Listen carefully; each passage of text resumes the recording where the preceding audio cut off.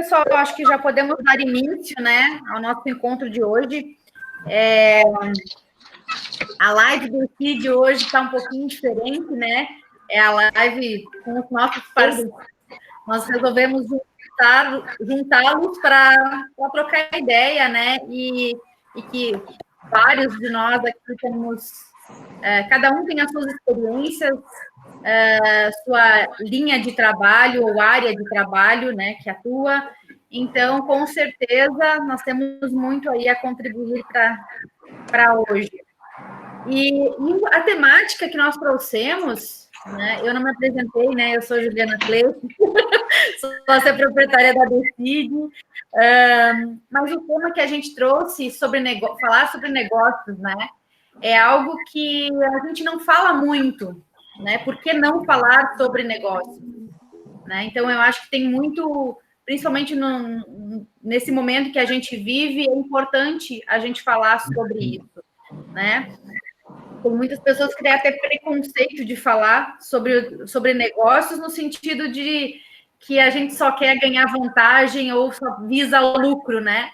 E tem muito mais por trás do negócio, né? Tem muitas outras questões que a gente tem que falar e conversar também. E eu vou trazer um pouquinho, eu vou fazer a abertura, né? E já vou começar a colocar aqui o meu ponto de vista sobre negócio.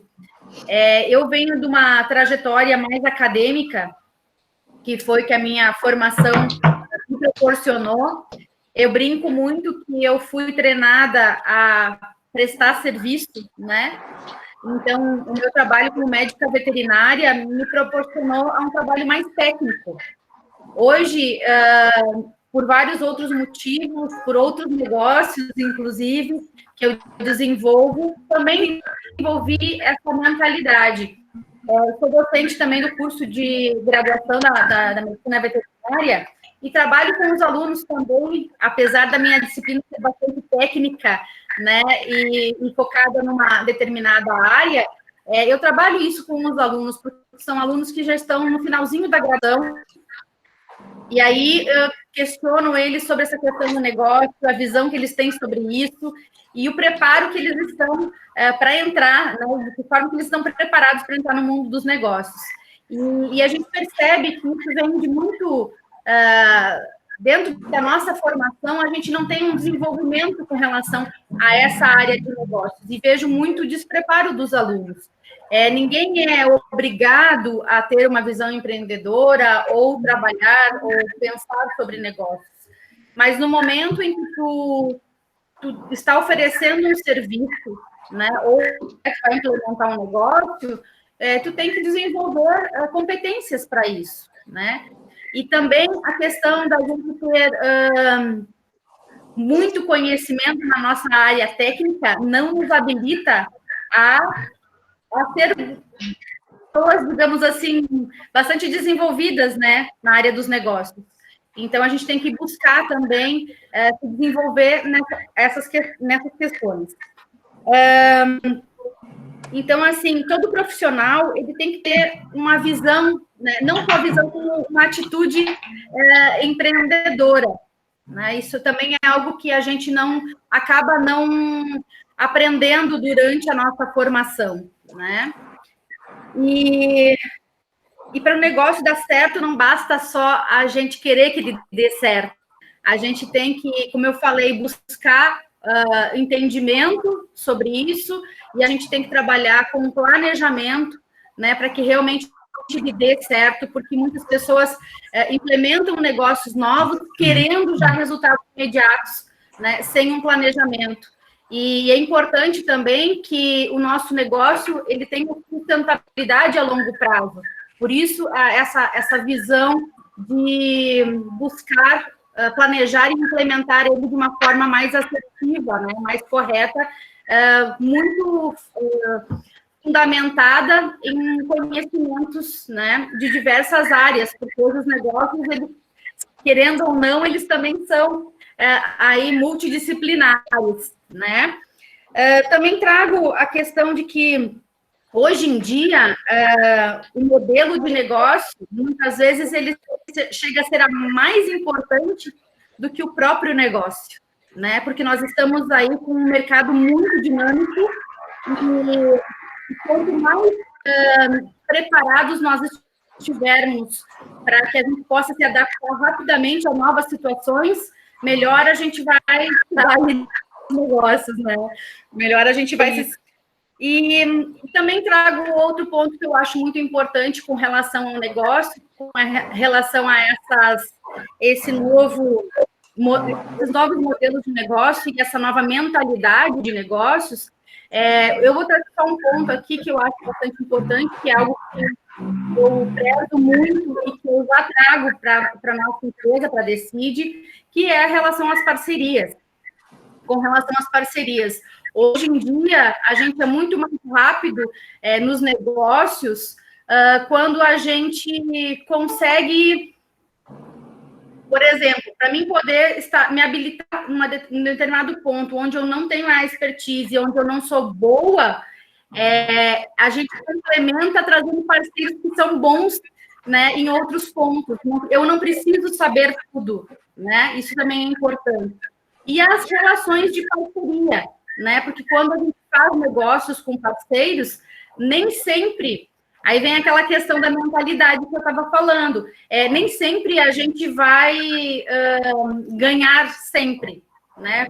Com relação a negócios, a gente, em determinados momentos, a gente sai perdendo um pouquinho, né? A gente dá mais, em outros, a gente nem sempre é uma relação igual, de igualdade, né? Nem sempre os dois vão estar ganhando, né? Em momentos eu vou estar perdendo um pouquinho, o outro está ganhando um pouquinho mais, mas essa troca de parceria, ela é muito importante. Quando a gente está realmente se propõe, né, a essa troca, eu acredito muito que ambos crescem. Então, a gente pode também estar ajudando as outras pessoas nos seus negócios, também é enriquecedor, né? A gente também acaba ganhando no sentido de crescimento e de evolução. Eu trouxe um pouquinho dessas questões aqui, joguei algumas ideias, né, minhas, e a proposta é essa, que cada um dos nossos parceiros fale um pouquinho da sua visão, e depois a gente abre aqui para o bate-papo, né? Então, vou te... Então, vamos começar com o Luiz. Luiz, cada um de vocês se apresenta um pouquinho, porque eu não vou fazer uma apresentação formal, tá, Luiz? Pode te apresentar aí, vou passar a bola para ti. Muito obrigado. Primeiro, quero dizer que é uma satisfação de estar aqui com todos e todas, para a gente poder conversar a respeito dessa questão sobre negócios, né, que é uma palavra extremamente ampla, que a gente pode atribuir vários significados. Mas falando brevemente sobre mim, né, eu sou um profissional de tecnologias digitais que, há umas quase 3 décadas atrás, se envolveu com a perspectiva de uso dessas tecnologias digitais no processo de ensino-aprendizagem. Então, a minha formação original, ela é uma graduação incompleta em física, aqui pela URGS, né? E depois dessa graduação incompleta pela URGS, eu sou bacharel em Ciências Sociais pela URGS também.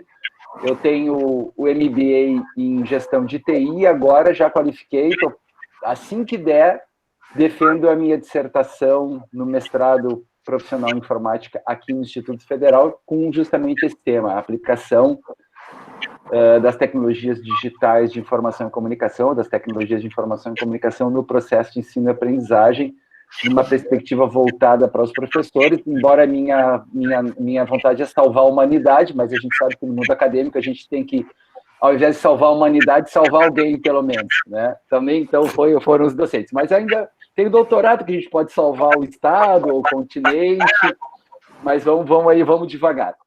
Bom, então, assim, no meu campo de trabalho, que é a educação, essa palavra negócio, ela não é muito bem-vinda, né?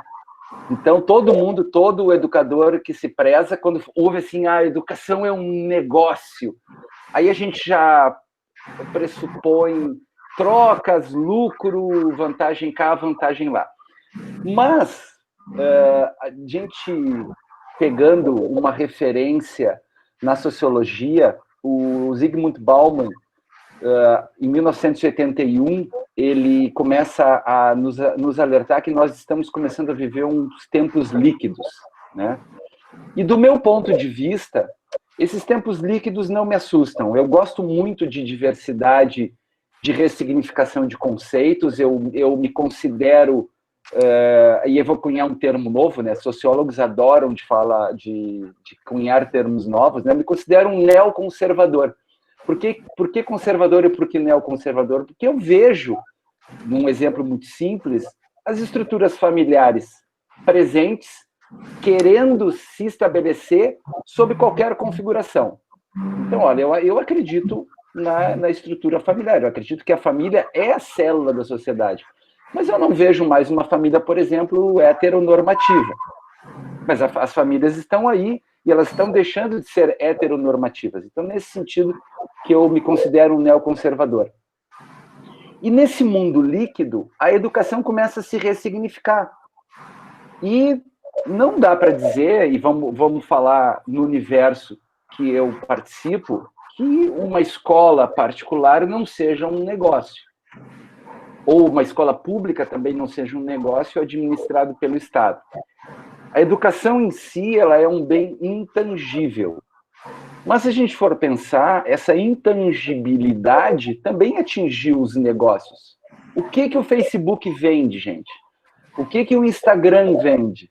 O que o TikTok vende? Ele não vende um produto que é fabricado em série e aí ele tem uma linha de montagem onde conta, saíram tantos Facebooks esse mês da minha máquina e eu vendi tantos Facebooks e o meu lucro foi tanto. Então, esse conceito de intangibilidade, ele é uma característica dessa nossa contemporaneidade líquida, né? E aí os negócios, eles precisam, como a Juliana falou, e aí vou trazer o termo da educação, dessa interdisciplinaridade, porque não existem mais enciclopedistas. Não existe mais um Leonardo da Vinci que pinta bem, que é um engenheiro bom, que é um arquiteto excelente, que é enfim, não existe mais. Nós estamos na era da ultrasegmentação. E a formação acadêmica me ensinou isso. Quanto mais a gente estuda, menos a gente sabe e mais a gente procura saber. Então, no meu campo de estudo da educação, eu não posso nem consigo saber de tudo. Por isso que eu escolhi uma faixa, um segmento que é a aplicação das tecnologias digitais no processo de ensino-aprendizagem. E para isso, para constituir um negócio hoje em dia, tu vai precisar de todo mundo, tu vai precisar de um educador no momento que tu quiser fazer um treinamento com os teus funcionários. Porque no momento que tu fizer um treinamento com os teus funcionários, tu vai ter que utilizar uma técnica, uma tática de ensino e aprendizagem.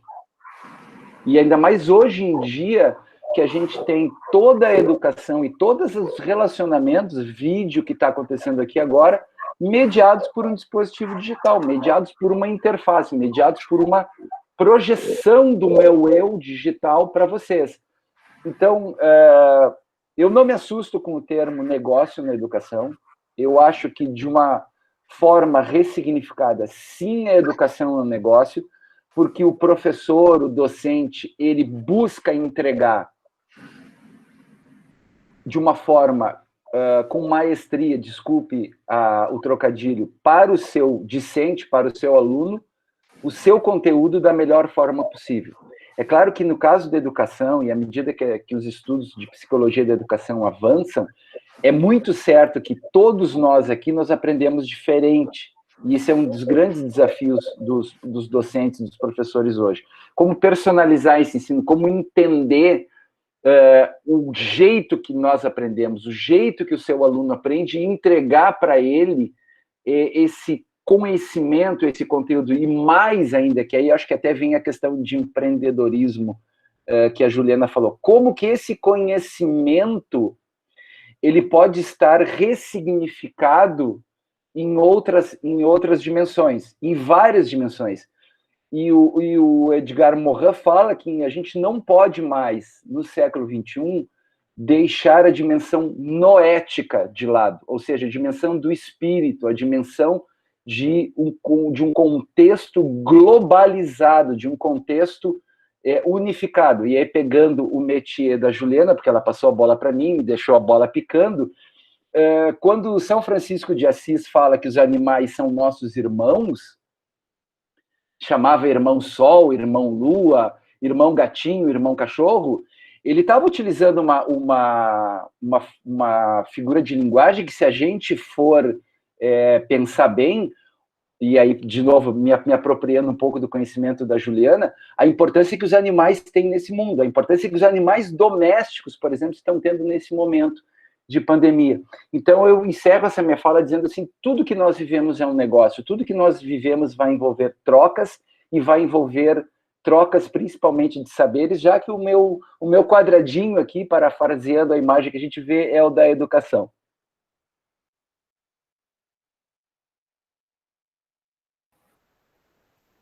Obrigada, Luiz. Vamos passar a bola agora da vez para a Ana. Pode se apresentar, Ana, também. Então, ótimo. Pois é, eu estava escutando o Luiz e estava me dando conta que a educação perpassa tudo, né? Porque é incrível. A minha formação, fiquei muitos anos trabalhando como executiva e tudo que eu escutava era educação corporativa. Então, não existe onde nós estamos sem que a gente possa agregar ou associar esse termo. Bom, deixa eu me apresentar rapidamente, então, também. Eu trabalhei, acho que uns 30 anos como executiva em empresas daqui de São Paulo, e eu tenho duas entregas, como eu gosto de dizer, eu faço duas coisas. Uma delas é planejamento de carreira, onde eu trabalho com e ao lado dos meus clientes, organizando com eles o desenho de carreira deles ao longo da vida, ajudando essas pessoas no trato de crises, questionamentos e dilemas que vão surgindo ao longo da vida da gente, entendendo que a pessoa hoje vive o suficiente para ter pelo menos 2 ou 3 carreiras distintas e complementares, se quiser ter, e especialmente no apoio de profissionais que estão numa fase de inclinação, continuam com a vida executiva ou já está na hora, porque o mercado muitas vezes força a eu fazer um desenho de empreendedorismo na minha vida.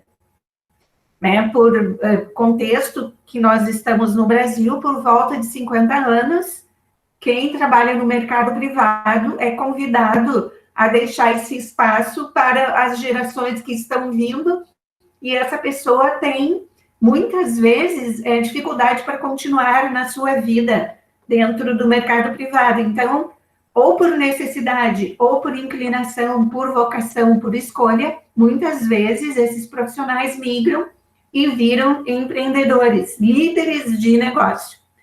Então, nesse trabalho de planejamento de carreira, eu dou suporte para este guarda-chuva, do início, nos dilemas, como é que eu começo a minha vida profissional, até como eu encerro a minha vida profissional. E dentro deste processo, o termo, os conhecimentos da educação corporativa em negócio, o que eu observo? Muitas vezes, o negócio está muito distante do que se considera carreira. Então, muitas vezes, o executivo, o profissional está trabalhando numa empresa qualquer, não é dele essa empresa, e ele se sente só responsável pelo exercício do seu papel, mas muito descolado ainda de negócio. E muitas vezes se dá conta que o negócio, a decisão dele está interferindo em várias áreas, e ele se dá conta disso depois, quando ele assume a rédea de um próprio negócio. Então, é curioso que falar sobre o negócio, esses dias eu estava lendo o que o Marcos escreveu lá no Instagram, deveria ser matéria de segundo grau de qualquer universidade, fazer planejamento de carreira, a pessoa é protagonista da sua carreira, queira ou não, goste ou não, tenha consciência ou não. E existe as dores de não ter essa consciência, e nesse sentido eu ajudo essas pessoas a se apropriarem, porque de fato estão tomando decisões em relação à sua carreira a todo momento, especialmente agora que a gente tem um funcionamento, um desenho de relacionamento profissional por conta de tudo isso que a gente está vivendo. Então, quem está em transição, buscando um novo trabalho e está querendo se desenvolver, está fazendo um processo de transição interna ou externa e está se deparando com esse contexto. Então, essa é uma das minhas entregas. A outra entrega é que eu organizo projetos de novas unidades de negócio. Então, isso é super interessante, porque quando a gente fala de projetos de negócio, o que tem muito disponível no mercado é o que vem de TI, Luiz, que é o project, né? Então, quando teve, na década de 90, uma necessidade enorme de organizar projetos, porque teve toda uma força de TI que mudou estruturas, mudou modelos de negócios por conta de ERP, soluções em tecnologia. Então, a área teve que montar de como organiza projetos, como conduz projetos. E se criou PMO, PMI, uma série de coisas. Então, dali se inspirou a gestão de projetos para tudo. O que é ótimo, é uma ferramenta crucial que ajuda muito, organiza o pensamento, organiza todo o processo. Mas a minha competência é organizar projetos que ainda são ideias. Então, o executivo, eu quero fazer um hospital, eu quero fazer uma padaria, eu quero fazer uma borracharia, uma livraria, qualquer coisa, ele está no plano da ideia, eu organizo, eu ajudo essa pessoa a botar essa ideia no papel, construir instrumentos de viabilidade e trazer conhecimento suficiente na linha do jurídico, ou tributário fiscal, ou verificar quais os steps e os ciclos que esse negócio vai ter no futuro, no sentido de garantir se fica de pé ou não. Inclusive para dizer, não faça esse negócio, porque não vai funcionar. Ou por estudos de mercado, por questão legal, por concorrência. Muitas vezes as pessoas querem o seu sonho. E o seu sonho, o mercado não recebe ou não sustenta. É nesse sentido de poder apoiar esses executivos, no sentido de desenha a modelagem de negócio, estudos de viabilidade, testes de tributário, fiscal, jurídico, posicionamento, marketing, imagem, para poder lançar essa ideia na vida real, digamos assim. Então, usa dos instrumentos de TI, da ferramenta de project, mas trabalhar uma concepção para a vida real. E aí tem um jeito de conduzir que não é técnico, envolve todo um trabalho de concepção com o apoio de todas essas ciências, do jurídico, de cliente, de mercado, de marketing, de tributário, fiscal, custo, utiliza todos esses conhecimentos para fazer rodar esse negócio. O que evita erros, né, numa antecipação de identificação de problemas e, a partir desses estudos, dá mais consistência na tomada de decisão desses executivos de irem à frente, adiante ou não com os seus negócios, né?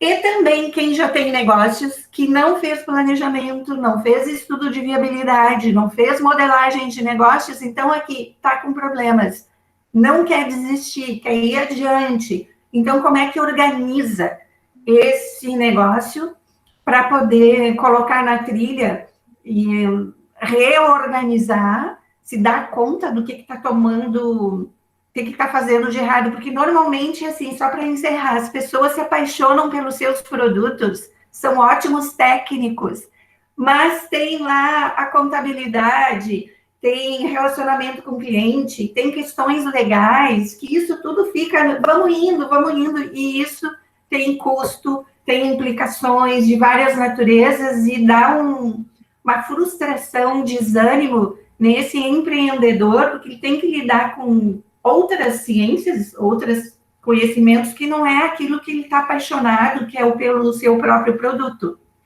Mas com certeza que essa paixão é o que sustenta o andar da carruagem, como a gente diz, né? Então, essas são as minhas duas linhas de trabalho, tudo se cruza, e para qualquer profissional que está no mundo do trabalho, acaba, de alguma forma, se deparando com esse tipo de situação e, com certeza, né, tem solução. É nesse encaminhamento. Então, negócio, ou a pessoa que está trabalhando, ou tem o seu próprio negócio, circula, não tá tudo juntinho, embora a gente queira e viva de uma forma separada, mas não é. O dia a dia, a gente, tudo implicado. Então, é isso, Ju. Passando, devolvendo a bola para ti aí. Perfeito, Ana. Obrigada pelas suas colocações. Eu passo agora a bola da vez para a Viviane. Viviane pode já te apresentando também e já colocando aí o teu posicionamento ou as tuas considerações. Boa tarde, pessoal. Tudo bom? Uma honra estar aqui com gente tão bacana, com histórias lindas de vida. Ana, sim, a paixão é que nos move, né? Eu sou movida pela paixão, pelo que eu faço, me considero uma facilitadora de comunicação dos meus clientes, empresas, instituições.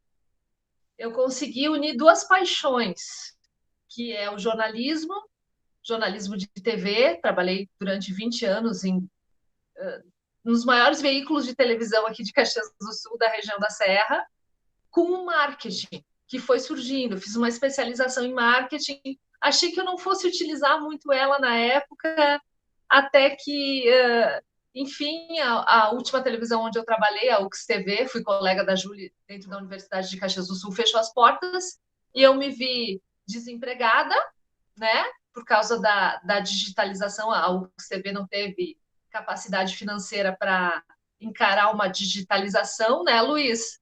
Então, isso foi fatal para o negócio da UX TV, enquanto negócio também. Então, me vi desempregada e decidi empreender, unir essas duas paixões. O vídeo, a produção audiovisual, com o marketing. E eu consegui enxergar um grande negócio, um negócio de poder facilitar a comunicação das pessoas no vídeo, ajudar com as ferramentas que eu havia colecionado durante esses 20 anos, ajudar as pessoas a se comunicarem melhor no vídeo. E com isso elas aprendem também a se comunicar melhor em público, tem vários ganhos. Por quê? Porque o pequeno empresário, o pequeno empreendedor, como a Ana falou, ele vai ter que muscular várias áreas que são muito diferentes a área técnica, né? Uma delas é o marketing digital. Então, nada melhor do que a própria pessoa para vender o seu peixe. E eu costumo me apresentar como uma facilitadora, faço treinamentos muito com relação à questão do vídeo. Acredito muito na força do vídeo como a maior ferramenta hoje em dia do marketing digital. Já haviam pesquisas que indicavam que 80% de tudo que trafegasse pela internet já em 2020 seria em formato de vídeo, e isso, com a pandemia, eu pude perceber o quanto esse negócio teve uma explosão, um crescimento exponencial. Estamos aqui nos comunicando através do vídeo, a questão das lives, a questão dos treinamentos online, a questão do vídeo enquanto possibilidade de divulgar um negócio, um serviço, o vídeo quanto ferramenta de recolocação profissional, porque hoje em dia a pessoa vai ter que fazer uma entrevista no online também. Então, esse negócio ele se avolumou, se agigantou com a chegada da pandemia. E dentro desse universo da comunicação em vídeo, atuo desde a apresentação de uma live, tem aquele cliente que me convida para apresentar uma live dele, tem aquele cliente que ele quer o treinamento, ele quer aprender a falar, ele quer aprender a se gravar com o vídeo, e no meio dessas minhas andanças aí, conheci a Julie, né, Julie? E a gente andou trocando umas ideias sobre negócios, sobre empreendedorismo feminino também, e estou aqui para contribuir com essa empresa, com a Decide Consultoria, com aquilo que eu gosto muito de fazer e que eu acredito, porque, afinal de contas, as empresas que investem em vídeo, marketing, elas têm um alcance muito maior do que aquelas que não investem. Tem estudos que apontam, antes da pandemia, né, de crescimento de 50%, 60% a mais das empresas que se comunicam através do vídeo. É algo didático, é algo pedagógico, é algo muito democrático também. E o vídeo tem todas essas nuances, a gente conhece um pouquinho mais da pessoa, mesmo naquele quadradinho ali que o Luiz falou, né? Eu vejo onde é que a pessoa está, como é que ela se porta, tudo que tem a ver com linguagem não verbal também, isso vem em conjunto com o vídeo, por isso que é uma ferramenta tão potente, tão importante, que engaja tanta gente. Acho que era isso. Obrigada, gente. Joia, Vivi, obrigada. Inclusive, o teu trabalho hoje, ele é importantíssimo aí para os novos modelos de negócio, né? Muito legal. Com certeza. E até Julie, desculpa só fazer um adendo, a parte da educação também, né? A educação online. O primeiro treinamento que eu fiz durante essa pandemia foi para 120 professores da rede privada de duas grandes escolas aqui de Caxias do Sul, porque o professor também nem imaginava que precisaria utilizar de uma forma tão rápida e ainda esse ano essa questão toda do vídeo, da videoaula. Perfeito. Realmente é uma ferramenta que o professor aí não imaginava que ia precisar usar e é um recurso que agora se fez necessário. Mas a gente volta aí depois com mais um pouquinho sobre esses assuntos aí, esses aspectos, né? Que tem várias áreas aqui que convergem e conversam contigo, Vivi. Eu vou passar a bola da vez agora, então, para o Miguel. Contigo aí, Miguel. Te apresenta e fala um pouquinho das suas considerações com relação a negócio. Boa tarde, pessoal. É um prazer estar com vocês aqui, conversando um pouquinho sobre aquilo que a gente trabalha no dia a dia. E, assim, aproveitando a questão da interdisciplinaridade, né? A minha formação também, ela tem a ver muito com a interdisciplinaridade, e a minha formação, aquilo que eu faço, tem tudo a ver com isso, né? Minha formação inicial foi em ciências contábeis, depois eu fiz administração de empresas, depois eu fiz direito. Eu tenho um pós em mestrado, um pós também em ciências contábeis, um mestrado em educação, então vincula com a minha atividade docente na Universidade de Caxias do Sul, em outras instituições nas quais eu desenvolvo treinamentos profissionais, né?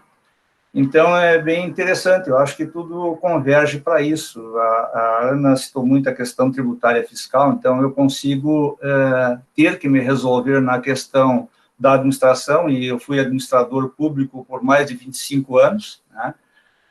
Como contador, também atuei como contador, então isso também nos dá um conhecimento, uma interação grande. Hoje a gente não concebe um advogado que não tenha noções de ciências contábeis ou um contador que não tenha noção de direito, né? Então, essa interdisciplinaridade, ela se faz presente, né? Muito bem. Hoje, quais são as dificuldades que nós temos de empreender nesse Brasil, né? Duas grandes vertentes que eu encaro é a burocracia, e a outra é a carga tributária, a alta carga tributária. A burocracia já foi pior, né? Hoje nós estamos num mar mais tranquilo, mas ainda temos problemas, né? Abrir uma empresa, e eu vejo a dificuldade da Ana, não é fácil, né? A gente tem que buscar diversas informações para fazer, então, o mapeamento do que é que a gente queremos entregar para um provável cliente, né?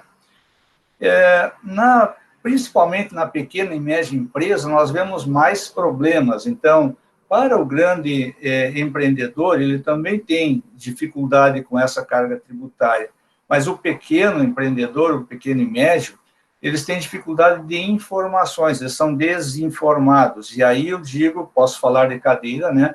Eu digo que um pouco é culpa dos contadores, né? Os meus colegas dessa profissão, eles contratam um serviço e entregam o serviço, beleza, não há nenhum problema. O problema é que esse serviço ele é entregue com uma certa deficiência, ou uma grande deficiência.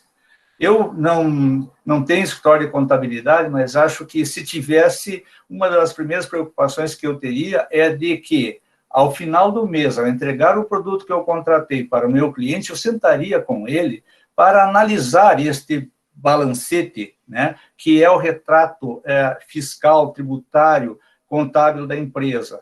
Mostrar para ele onde é que estão as deficiências, as vantagens, quais as preocupações que ele tem que ser. E aí a gente busca a informação lá do Sebrae. As primeiras empresas pequenas e médias, elas quebram no primeiro 2 anos. E o resto que sobrou vai quebrar no seu 4 anos. E aquelas que sobraram, então, essas realmente vão continuar e são muito poucas. Então, esse é um grave problema. E aí nós temos uma concepção bem inicial que é primária e as pessoas não se dão conta disso. O empresário monta, e a Ana pode corroborar comigo, né? Elas começam a faturar, a ganhar dinheiro e acham que estão lucrando. E começam a gastar esse dinheiro. E, às vezes, investem em outras coisas que não têm nada a ver com o investimento com a empresa deles, né? Compram coisas particulares, investimentos particulares, e quando vê, começa a faltar dinheiro para pagar o fornecedor. E logo falta o dinheiro para pagar o imposto. E aí, muitas vezes, né, qual é a notícia que o contador vai dizer? Cara, tu está quebrado há muito tempo, mas e você, o que fez para me ajudar nesse período? Então, vejam que nós temos que nos preocupar com essa questão da orientação, de um planejamento tributário, contábil, fiscal, para dar suporte a esse pequeno empreendedor, quer dizer, ele se sentir seguro. Aqui na Serra, nós temos uma característica muito grande. Os empreendedores sabem ganhar dinheiro, e ganharam muito dinheiro durante toda a sua vida. Agora, o problema é organizar a coisa para que não percam isso para uma autuação, alguma coisa, um evento inesperado que poderia ser previsível. Então, o planejamento e o acompanhamento deve ser muito grande em relação a essas pequenas e médias empresas, né? Nós estamos aí falando agora sobre reformas tributárias. Nós temos a reforma tributária estadual e a federal, né? Então, na federal, nós temos aí a substituição da CBS, que é a Contribuição sobre Bens e Serviços, que vem substituir a famigerada CPMF. Só que agora vão substituir pelo PIS e a COFINS, né? Então, é uma preocupação que a gente tem que ter, né? Porque vai impactar com as empresas. O que a gente está prevendo numa visão bem próxima? A migração da opção pelo sistema de apuração do lucro presumido para o lucro real. Por que isso? Porque a tributação ela vai recair muito mais nessas pequenas empresas. E por que também a maioria das empresas fazem a opção pelo lucro presumido? Porque é mais fácil. E aí chamo novamente a responsabilidade do contador. Cara, tu não precisa procurar uma coisa que é mais fácil para ti, tu tem que oferecer para o teu cliente uma coisa que é mais econômica, né? Então, a Juliana falou lá que a questão do lucro, né? O objetivo de qualquer empresa é o lucro, e nós temos também, senão ela não sobrevive, né? Agora, tem as outras implicações que permeiam essa questão da empresa, que é o relacionamento, o pessoal, uma série de outras coisas. E nós temos aquelas chamadas empresas ideais que não visam lucro e que prestam serviço social relevante, né? Então, tudo isso está na mão do empresário, do empreendedor e das pessoas que devem ser responsáveis pelo cuidado com essas empresas. Então, eu trabalho também como empreendedor tributário e fiscal, né? Então, a gente encontra, às vezes, empresas que estão numa situação muito caótica. A gente não tem mais o que fazer, às vezes, porque tem uma autuação muito alta, é impagável, e o que as pessoas acabam fazendo? Se empobrecendo enormemente, né, e desistindo completamente do empreendedorismo. Elas acabam tendo uma vida, procurando um emprego, às vezes, muito simples, em função do que elas da qualificação que elas têm, né, que não desenvolveram isso, né, passando por enormes dificuldades. Então, nós vamos ter agora essa reforma tributária estadual, e ela parece que não é muito boa. Já começa pela maior alíquota de imposto estadual que nós temos no Brasil, que é o Rio Grande do Sul, com 18%. E esse 18% que tinha um prazo para ser eliminado, parece que há o pedido de manutenção por mais tempo, né? Então, a gente vê que num estado com grandes dificuldades financeiras, inclusive para pagar a folha de pessoal dos seus professores, né, tem mais esse problema de tentar implementar uma reforma tributária que, a princípio, poderia resolver o problema do Estado, mas não vai ser fácil de implementação, porque não há mais folga para o empresariado, ainda mais agora, numa pandemia dessa, de falar em aumento da carga tributária ou na manutenção dessa carga tributária que é imensa, né? Já pelo lado federal, nós vamos ter a tributação dessa troca aí da substituição da PIS e COFINS por uma alíquota de CBS de 12% e de 5,9% para as empresas do setor financeiro e para as empresas de plano de saúde e também para as seguradoras, né? A gente sempre diz que o maior sócio do empresário é o governo, não deixa de ter razão. E o tributo que mais impactava, o que impacta até hoje para o empresariado, é a COFINS. A COFINS, ela tem uma tributação sobre a receita e ela é pesada, essa carga. Então, eu fico preocupado se nós vamos substituir PIS e COFINS por uma outra, uma alíquota de 12%, que isso não possa até impactar em mais tributos, né, em mais carga tributária. Tomara que não, né? Mas é uma situação que nenhum governo faz um planejamento com o intuito de diminuir tributos. Por quê? Porque aquilo ali já é o mínimo para a sua manutenção. Claro, o mínimo para a manutenção, considerando que os gastos já foram estipulados para ter esse patamar, né? Então, é difícil isso. Então, toda vez que se fala em reforma tributária, é de se pensar muito bem e ver o que realmente o governo quer com isso, né? Se a gente sair dessa pandemia e tivermos desenvolvimento, nós podemos ter esperanças. Caso contrário, vai ser muito difícil, né? Então, essas são as minhas primeiras colocações, e fico também à disposição do debate, e dizendo para vocês que realmente esses encontros são muito bons, a gente acaba conhecendo muitas pessoas, como a Ana Lídia hoje, que se apresentou para nós aí, né, Ana? E também a gente acaba aprendendo, que a gente é, na verdade, um eterno aprendiz, né? Como eu acho que foi o Luiz Carlos que falou, né? Quanto mais a gente estuda, mais a gente sabe que menos sabe, né? Então, é velho, mas ainda é válido. Obrigado por enquanto. Oi, Ju. Obrigada. Oi, Ana. A gente faz comentário agora ou depois? Depois. Vou segurar um pouquinho, só para todo mundo conseguir explanar daí o seu ponto de vista e a gente começa a discussão. Eu quero uma carona no que o Miguel falou, então depois, tá bom? Beleza. Eu vou passar a bola da vez agora para o Marcos. Certo. Vai lá coloque tuas minhas ideias, meus ideais, minhas crenças. Bom, eu me chamo Marcos Brinhol, eu trabalhei 20 anos com vendas, trabalhei 5, nem sei quanto tempo, com consultoria, e aprendendo a cada dia mais. Tenho formação em marketing, e trabalhei com uma associação que visa proporcionar o empreendedorismo, trazer o empreendedorismo para o micro e para o pequeno, de uma forma profissional. Porque o que eu vejo, o que eu vi, que nós não sabemos o que é empreender, não temos noção, nem base, e nem somos preparados para empreender, para fazer negócios. Muitas vezes nós entendemos que empreender é eu montar um negócio. Mas muitas vezes, por que eu não posso, onde eu trabalho, melhorar o meu posto de trabalho? Isso não deixa de ser um empreender. Eu estou empreendendo na empresa que eu trabalho. Estou melhorando o meu trabalho. estou facilitando isso. Isso é um empreender também. Eu percebo também que as pessoas, a partir do momento que fazem uma formação, elas botam uma viseira.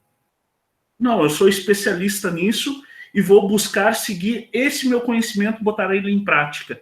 Mas se esquecem de todas as outras questões que vêm por trás.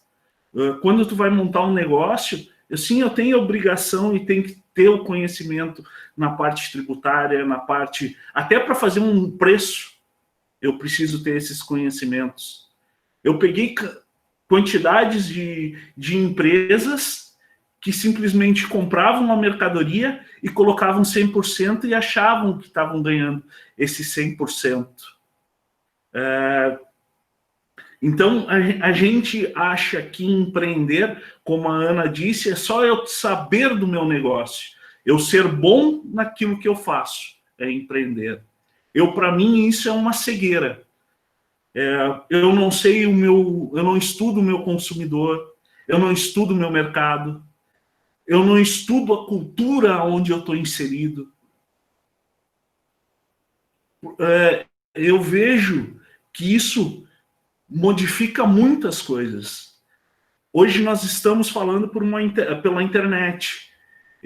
Isso não é mais uma tendência, isso já é o presente. E a gente ainda está buscando como eu vou entender disso.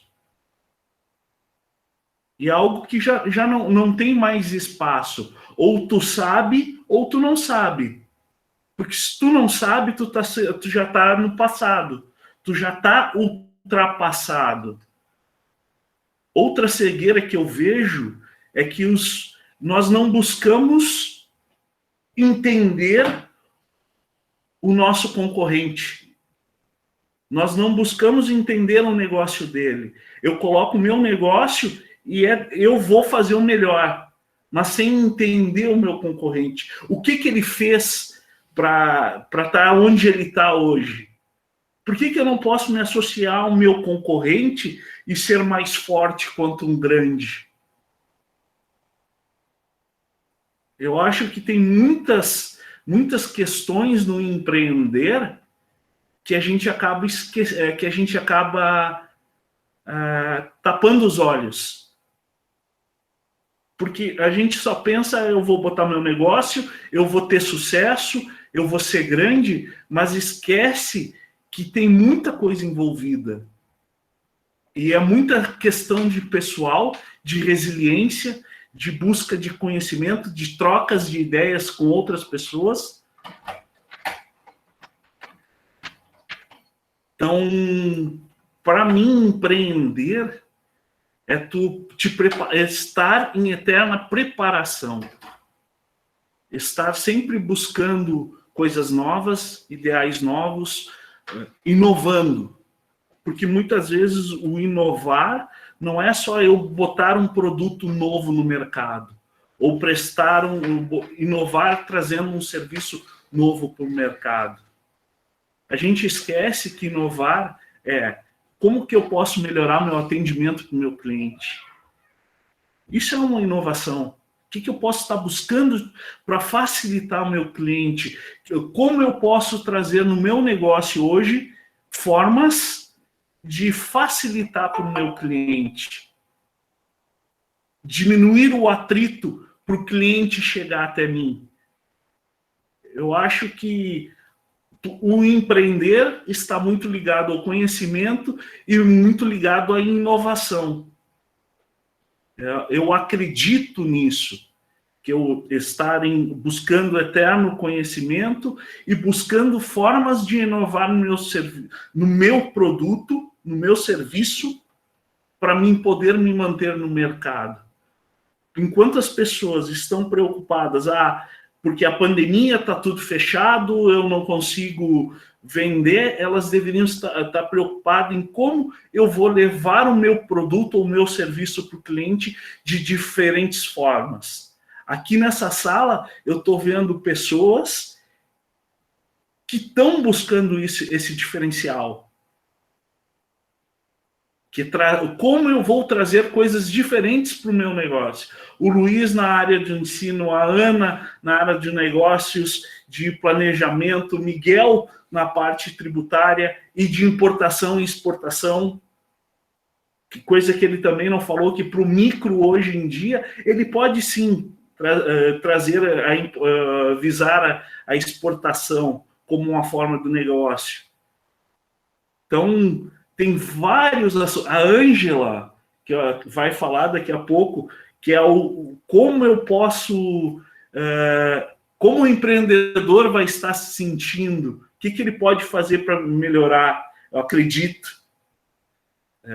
Então, são várias questões que eu percebo que o empreendedor, a partir do momento que começa a botar no negócio, ele automaticamente coloca uma venda nos olhos deles e se cega, porque tem inúmeras coisas que ele pode estar buscando para empreender melhor. Bom, É isso? Era isso. Muito obrigada, então, Marcos. E aí a gente finaliza aqui a rodada com os parceiros, passando a bola da vez, então, para a Ângela.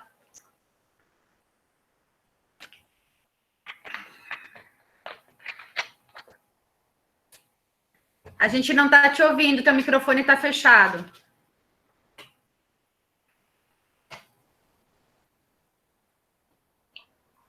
Olha aí, a gente se adequando, né? Estão me ouvindo agora? Sim, muito bem. Ah, então tá lá.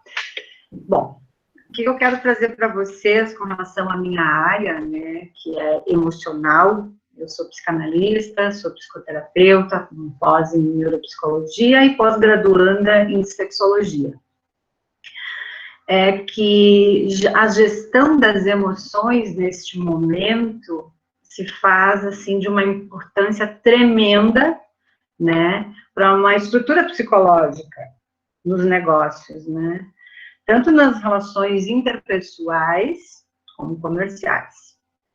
Porque o que a gente mais percebe é que tem muitas pessoas que poderiam se desenvolver, né, e não conseguem porque não sabem gestar as suas emoções, né, e não tem a inteligência emocional para fazer isso.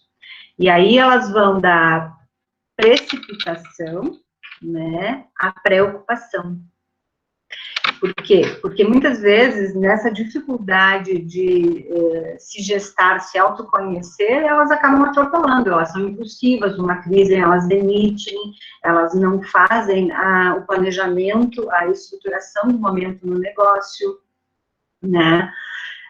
Com o Covid aí, eu mesmo tive que me adequar a muitas mudanças, de uma forma que eu fui tirada do consultório, que eu não podia trabalhar aí por fechar o consultório, vim para casa e aí, né? Então, joga aí as ferramentas que a gente tem, começa a atender online e é muito bom isso, de certa forma, sim, porque você não deixa o teu paciente em atendimento.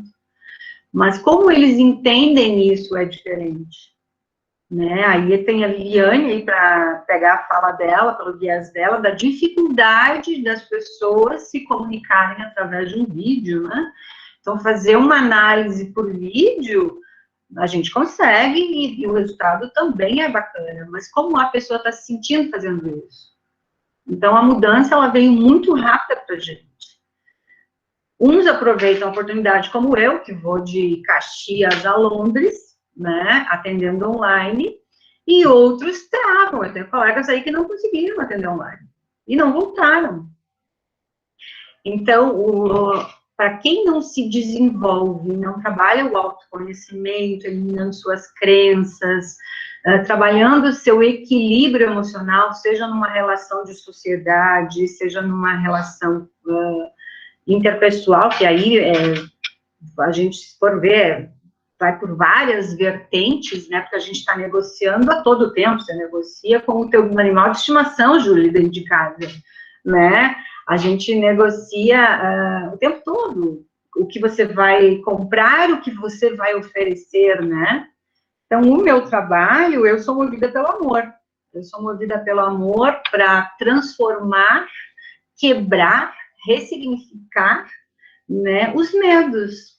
Eu tenho pacientes que eram funcionários por medo, porque o sonho deles não era estar ali como funcionários naquele momento, mas eles achavam que eles não tinham capacidade de gerir um negócio.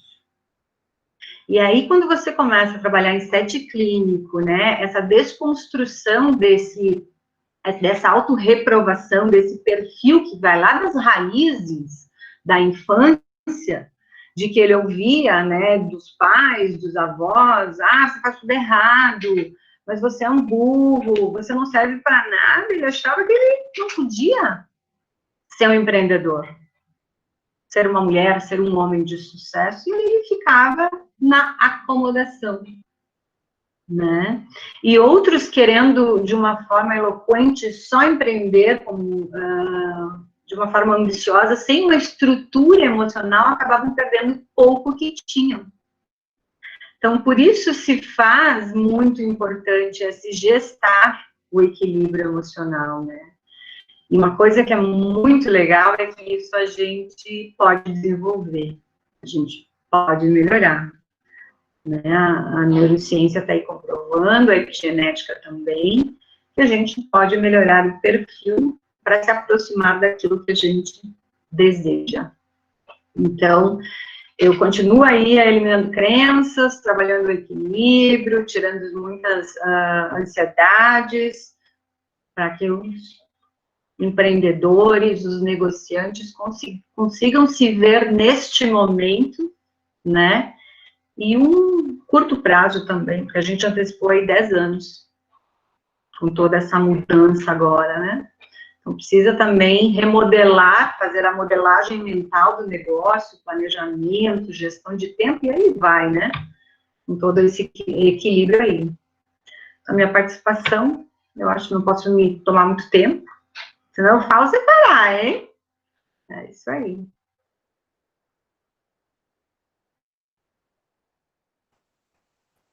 Obrigada, Ângela. Obrigada pelas suas considerações. A gente volta depois também com mais aí sobre a tua área também, que é bem importante aí, que nos dá muitas bases, digamos, para avançar, inclusive, né? Eu queria dar uns recadinhos antes de abrir aqui o espaço para que a gente possa também debater. Eu pedi para os participantes colocarem aqui no chat da ação e como ficaram sabendo da live. E também podem ir fazendo algumas considerações ou perguntas aqui no chat, e eu vou depois direcionando as perguntas, e é legal que vocês já coloquem para quem que vocês querem fazer as perguntas, porque senão a gente não vai conseguir abrir para todos colocarem aí os seus pontos de vista, porque senão a gente vai acabar avançando muito no tempo, mas já coloquem daí direcionado para quem é a pergunta. E enquanto vocês preparam aí algumas questões, a gente também pode debater aqui entre nós também, tá? Eu vou, já que a Ana já tinha solicitado, então, Ana, enquanto o pessoal vai colocando aqui as perguntas no chat, eu já vou abrir o espaço para que tu possa fazer suas considerações com relação ao que o pessoal tinha colocado, acho que o Miguel colocou, né? Isso. Bom, não, é o seguinte... falando sobre a questão de planejamento de novos negócios, a importância da parceria dos conhecimentos do tributário, fiscal e contábil. Muitas vezes vem aquela paixão, enfim, e a gente não olha adequadamente para essas competências. Então, assim, só para corroborar de tudo que o Miguel falou, eu já vi, assim, por exemplo, uma má definição de KNAI, que é tipo a pessoa jurídica do novo empreendimento e que, de certa forma, delimita a sua função, o seu funcionamento. E essa má definição depois gerou problemas na hora de o negócio querer ir para um determinado caminho, prestar um tipo de serviço ou fazer um produto, e não pode fazer porque o KNAI, no início, na certidão de nascimento da empresa, não foi suficientemente pensado. Então, essa questão do planejamento dessa ciência, por exemplo, tributária, fiscal, contábil, custos, é fundamental para qualquer empreendimento, porque lá em seguida pode ou não dar algum tipo de problema. E o Miguel fala muito também da questão de planejamento nessas áreas, inclusive, aí cruzando um pouquinho com o que o Marcos falou, pega um produto, vende pelo dobro e acha que está ganhando dinheiro. Quando a gente faz um planejamento, a gente corre o risco, que nem eu digo, de ganhar mais, porque a gente está com fundamentos do que significa esse ambiente tributário, fiscal, jurídico, viabilidade. Então, é super importante que a gente tenha boas parcerias, quando a gente não tem esse domínio, que ajude a gente a desenhar esse planejamento, a pensar como conduzir as finanças, porque isso vai fazer uma diferença total. Não importa se é 10 mil reais, 10 milhões, 100 milhões, mas vai fazer a diferença. E da personalidade e identidade da pessoa jurídica. Então, esse conhecimento do contador, quando a gente toma a iniciativa de abrir um empreendimento, o contador é um advisor, ele é um parceiro, ele precisa ajudar a gente a pensar o negócio. Não só na abertura, mas na expansão, na criação de rede, na criação de parcerias, de novas comunidades.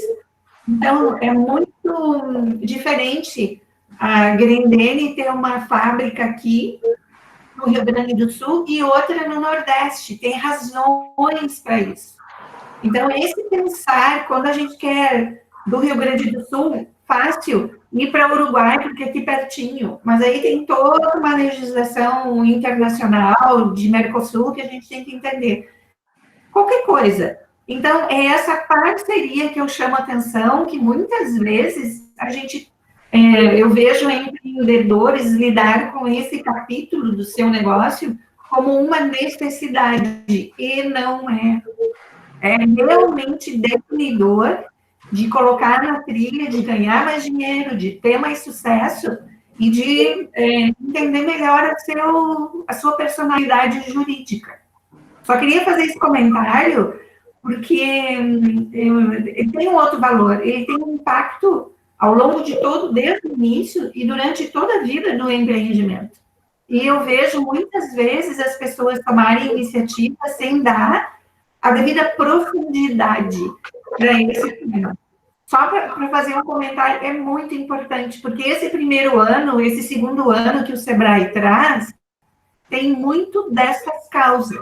Não é a paixão que falta, né? O mercado, a gente cria alternativas para chegar lá no cliente, mas uma das grandes causas é isso, eu não trato do planejamento sob esse ponto de vista. Só queria chamar a atenção para isso, que é fundamental.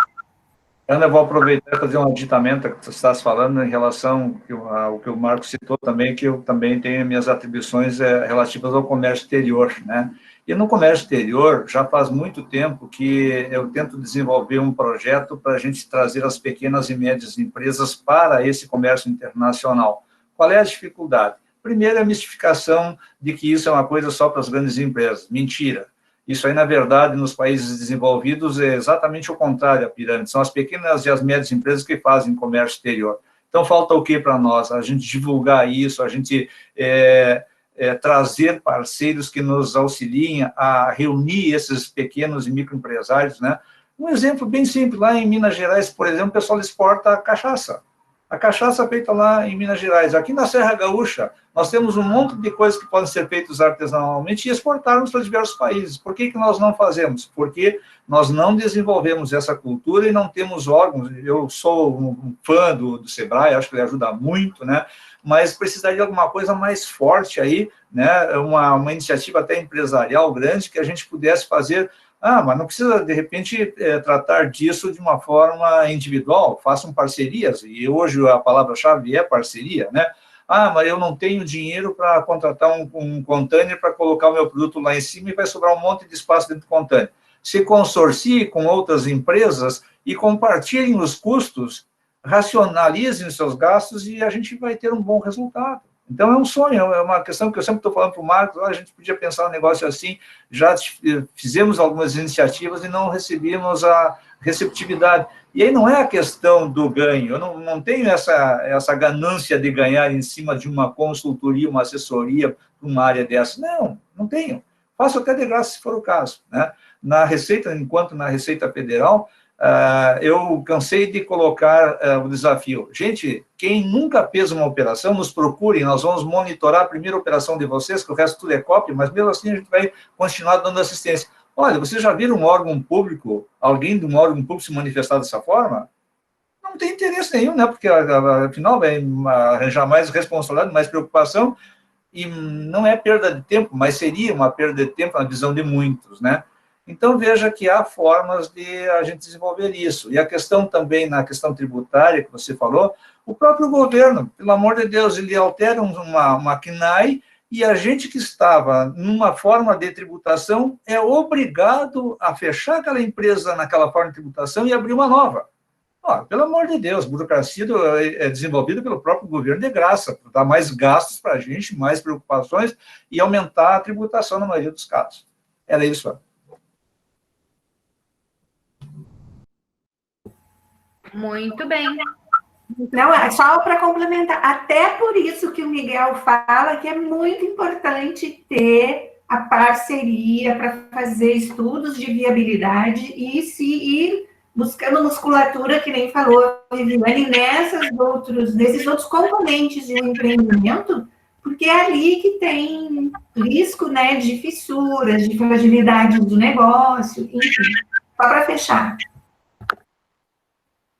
Temos uma pergunta aqui no chat e não está direcionada, a Ana Lídia fez a pergunta, e aí eu quero deixar aberto para que todos os parceiros se sentirem à vontade e irem contribuindo aí na resposta da pergunta.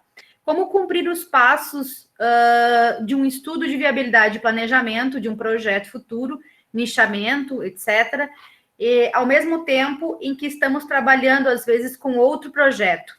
Os sentimentos e as ações acabam se misturando e, por vezes, desistimos de empreender por este motivo.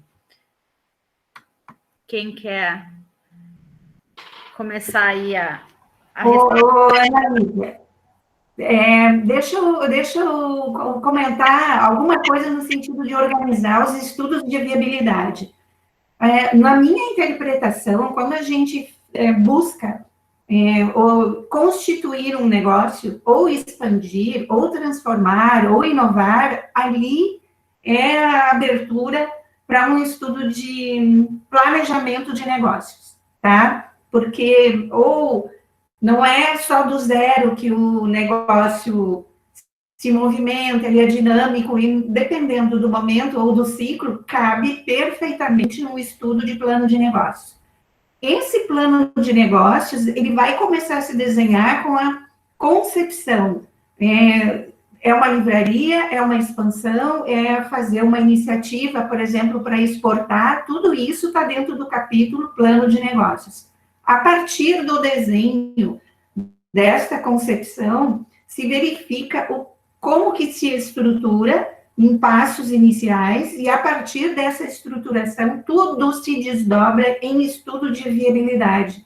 O estudo de viabilidade é a construção em números, em planos, em desenho. O desenho do negócio, ele vira a concepção em números. Tudo que precisa acontecer para comprar, para estruturar, para montar a equipe, para alocar, ou para assessoria, tudo que precisa acontecer vai dentro, como se fosse um grande balanço, e a partir dessa macroestruturação, tu consegue fazer desenhos, cenários de viabilidades, por isso, estudo de viabilidade futuras. Bom, eu quero 1.000 clientes, eu quero em 2 anos estar em tal lugar, eu preciso de tal recurso para atender tal lei, tudo está ali. Imagina um grande cubo com tudo que o negócio vive, e ali tu faz os cenários, e ali como tu consegue fazer cenários, estressar estes números e consistindo decisões. E ali poder, eu preciso uma melhor solução do meu produto. Por exemplo, eu atendi um cliente apaixonado na época por canecas, mas as pessoas não queriam canecas, queriam copos, porque o público dele eram cafeterias. Então, já estava saindo do estágio canecas para aqueles copos com design, etc, etc.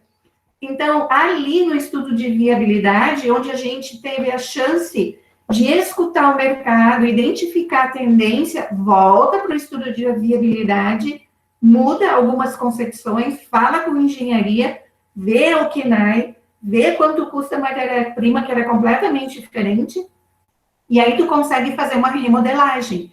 Então, porque o que ele se identificou? Um estoque enorme de xícaras que não saía, e pedidos de canecas novas. Então, mas até que chegasse esse momento, ele não precisava ter feito xícaras, digamos assim, né? Pegando um exemplo. Então, a modelagem, ela tem uma questão conceitual, qual é o objetivo, o que se propõe, quanto tempo, etc. E aí, quando começa a entrar, eu preciso tangibilizar isso em números.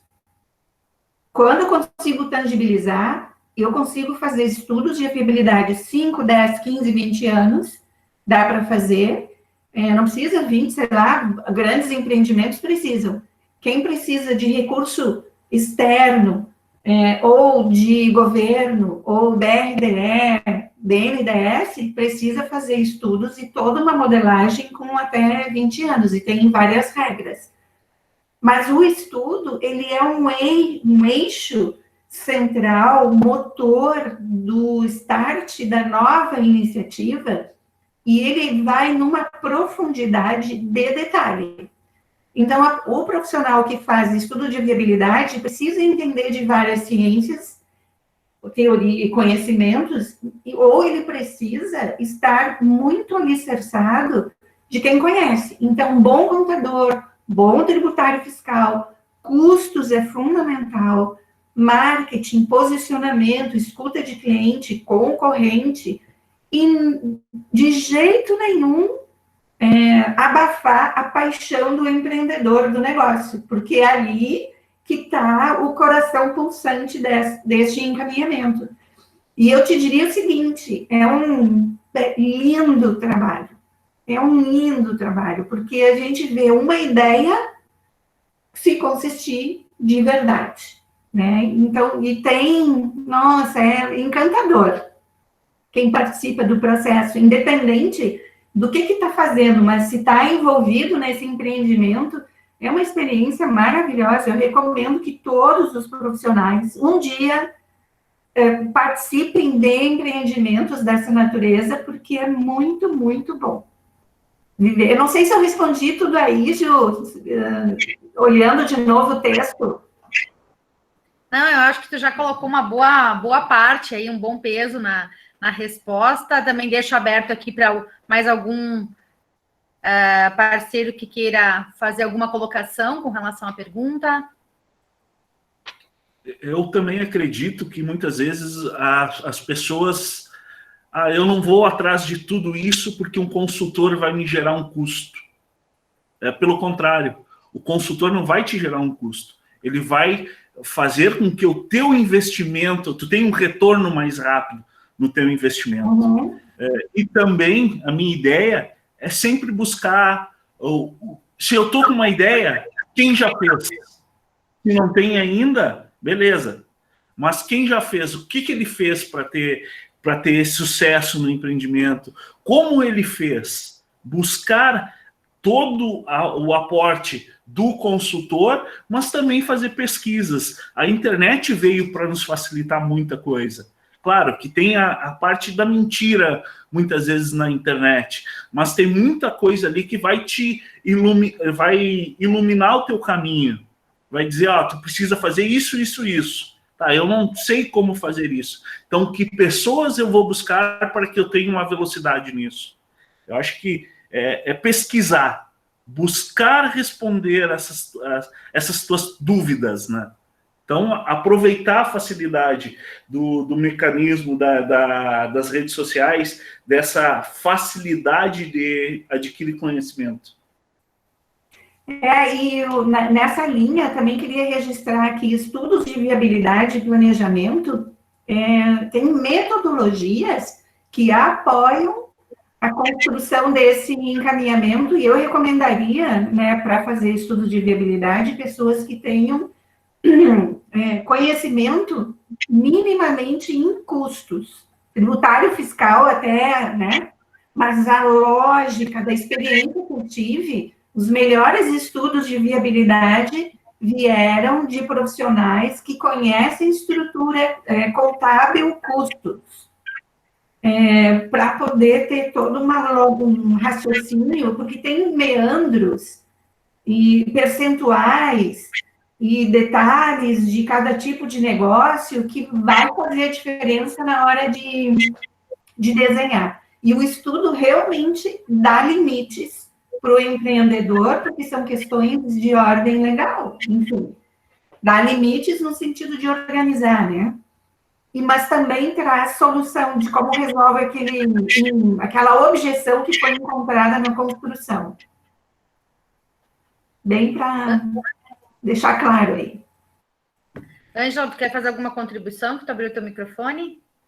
Sim, eu acho que pegando aí a fala dos dois últimos colegas, eu acho que essa estruturação emocional se faz muito necessária, né? Você estruturar, como o Marcos colocou muito bem, eu não tenho todas as, né, eu não tenho todo o domínio sobre isso, mas a quem eu posso recorrer?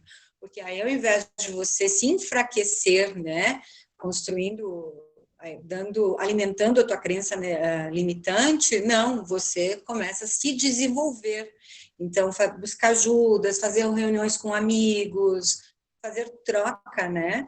Encontrar alguém que tenha reciprocidade com o teu negócio, né? Para que você se alimente e alimente também o outro, né? E questão também do autoconhecimento com terapia, viu? Ajuda bastante nos negócios. Então, eu acho que é bem legal. Não podia deixar de falar sobre isso, né? Não vender o peixe, como dizem aí, mas é realmente isso, é você estruturar qual é a minha dificuldade, qual é a minha dor de gestar, de fazer, né? Muitas vezes tem pessoas que não conseguem delegar, então elas se sobrecarregam. Então, trabalhar essa questão, né? Essa estruturação aí emocional do negócio.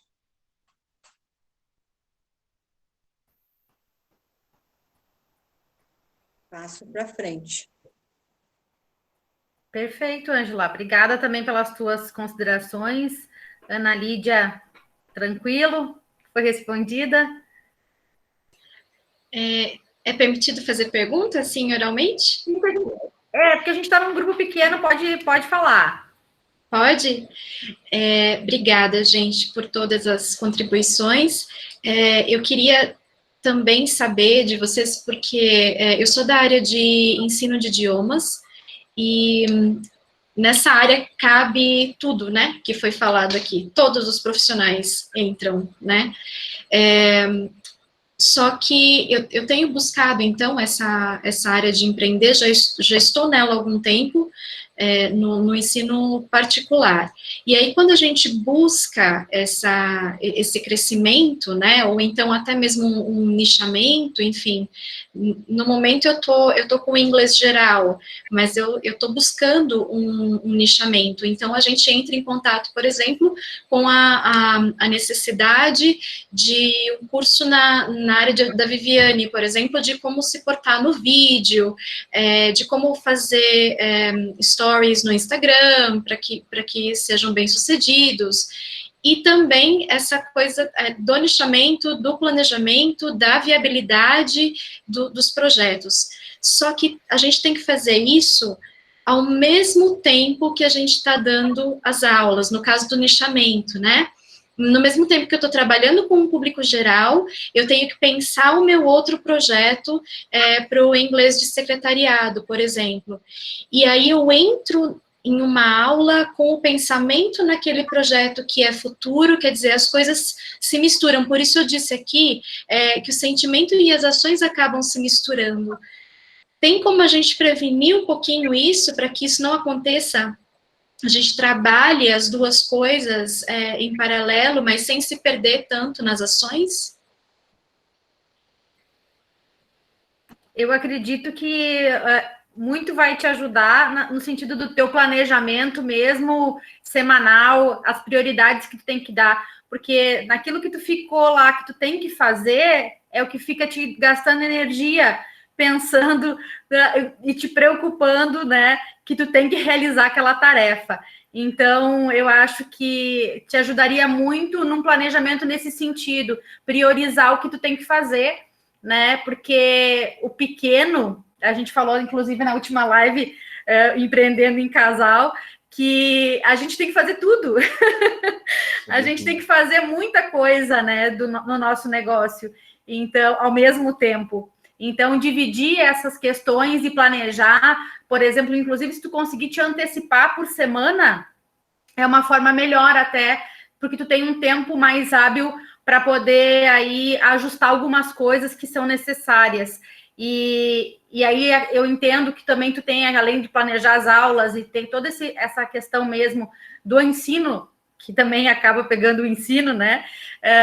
Tu também tem que interagir com o teu público, tem que trabalhar com o teu marketing, tem que trabalhar com as redes sociais, tem que produzir vídeo, né, Vivi?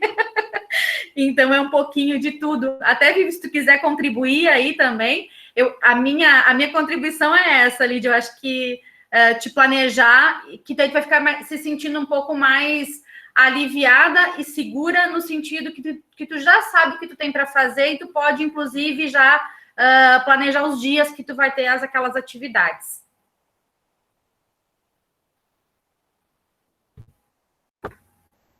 Ô, Ju, posso falar um detalhe?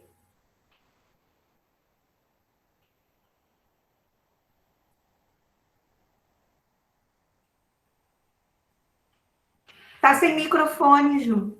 Agora sim. Vamos deixar a Vivi fazer a contribuição dela e depois a gente passo para ti, pode ser? Ah, claro, com certeza. Tranquilo. Ana Lídia, uma ideia para você até clarificar melhor, eu sei que é bem difícil, né? Assobiar, chupar cana e tocar flauta, que é isso que a gente acaba fazendo quando é empreendedor, né? Mas, principalmente no teu marketing digital, os stories que você falou, os vídeos, que você tenha bem delimitado o teu público-alvo, dentro do secretariado, ok, mas dentro desse público, quem é a tua persona mesmo, desenha bem ela, assim, o máximo de clareza possível, que você vai poder tocar as dores dela e ajudá-la nos teus vídeos. Sempre pensa nela, que dores que esse público do secretariado precisa. Então, se você basear os seus vídeos, pode ser um breve story de 15 segundos, ou um vídeo de 1 minuto, 2, direcionado, assim, ó, na mira para esse público, você vai ter um resultado bem grande, principalmente se você está já pensando em nichar, em fazer esse fechamento mais direcionado para esse público também. Pensa bem, tenha bastante clareza nisso, que, olha, você vai ver que os vídeos vão bombar. Beijo.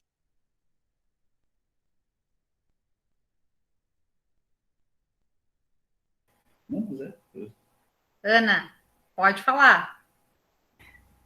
Não, só para sugerir para a Ana Lídia, aqui também, pegando carona nesse comentário da Viviane, existem instrumentos que ajudam a gente a se organizar e trabalhar o que o negócio precisa no estratégico, no tático e no operacional, né? Quando a gente tem um volume muito grande ou se dedica muito para o dia a dia, que é a operação mesmo da empresa, a gente fica com um pensamento lá na nova iniciativa, que é o estratégico, e fica nesse dilema e os dias vão passando e a gente começa, se não organiza, a entrar na zona de sofrimento, como a Ângela falou. Então, é só tentar colocar o que é a atribuição estratégica, tática e operacional e organizar nesta linha do que o negócio está demandando e o que se pretende encaminhar como plano futuro. por semana, que como a Juliana comentou, que é o melhor funcionamento, porque exige da gente os 3 papéis, as 3 atuações. E quando os pratinhos chineses lá, quando um começa a cair, a gente tem que correr e não deixar o pratinho cair, né?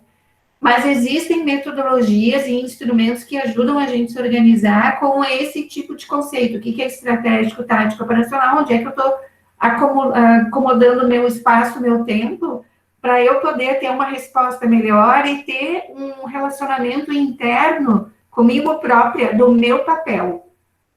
Porque a gente entra, é um convite para a gente entrar numa zona de não ok, né? Na autoavaliação que a gente faz da performance que a gente está tendo naquele momento, né?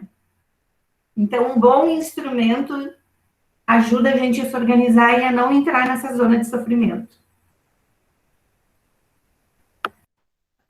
Eu também percebo que são algumas coisas que tu poderia fazer. Uma, colocar sempre no papel, escrever, analisar tudo. Outra, marketing digital. Não existe fórmula. É trabalho, trabalho, trabalho, trabalho, trabalho, trabalho, trabalho e mais trabalho. Quando tu pensa que o trabalho no marketing digital tá bom, significa que tu tem que trabalhar mais.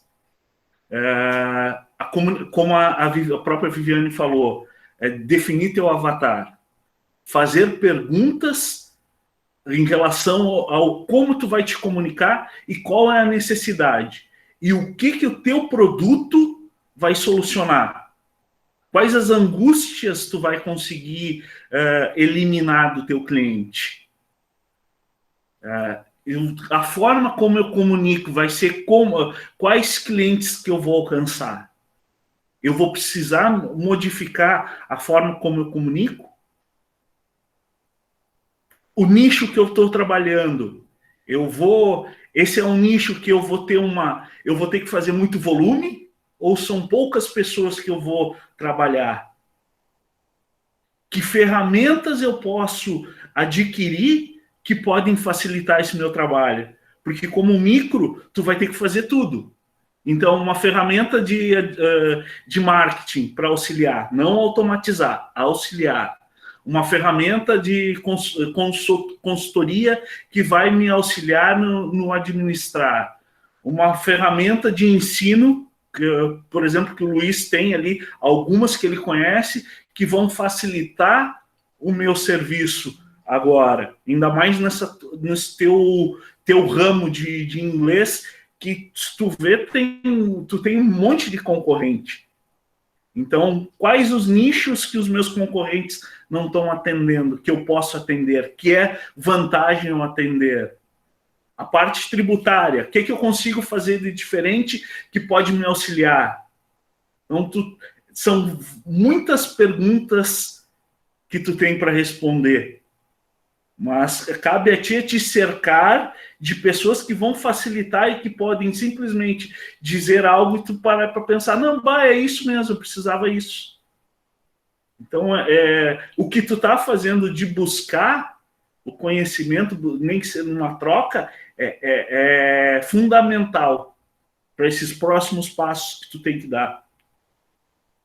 Eu acredito que seja isso.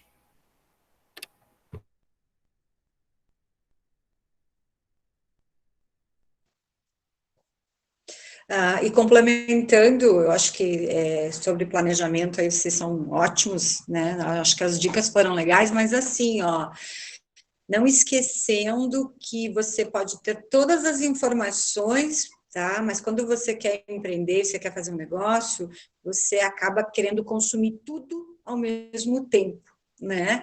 Então, nessa questão de ser um dia de cada vez, você colocou teu planejamento no papel, né? Aí você vai começar a priorizar qual é o passo que eu tenho que fazer para sair daqui, depois de definir persona, nicho, idade, dor, né, gatilho, todas aquelas coisas. Mas o que eu tenho que fazer? Porque senão a tua ansiedade, ela acaba te consumindo e tira a tua proatividade saudável, né? Você acaba se perdendo na tua própria ansiedade, querendo fazer tudo ao mesmo tempo, e às vezes rodando em círculo, muitas vezes se travando. Eu recebo no consultório pacientes que sabem demais, eles têm muito conteúdo, mas a própria ansiedade em querer fazer tira eles de cena. Então, um dia de cada vez.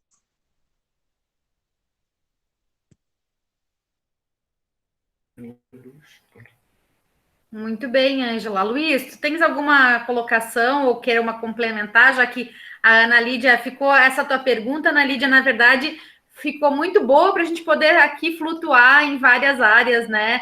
E acabar discutindo. Muito obrigada também pela tua participação. Luiz, tu queres fazer alguma contribuição com a parte do ensino, já que a Ana Lídia vem dessa área? Na realidade,